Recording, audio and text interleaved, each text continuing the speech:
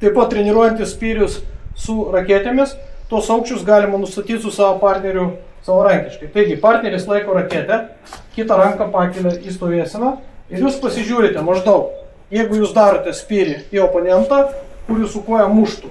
Tai būtent tokiam aukštyje ir turi būti laikoma letina. Atsistojate, mušat į letiną. Koja grįžta atgal. Koja grįžta atgal.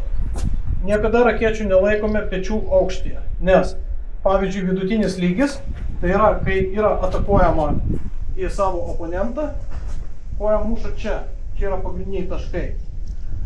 Jeigu jūs mušat į galvą, tai yra žandikaulis ir aukščiau.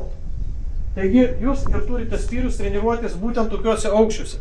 Nes jeigu spyris yra treniruojamas tokiam aukštyje, smūgis į pečių juostą arba alkūnę blokuojamas ir jokios naudos iš to nėra.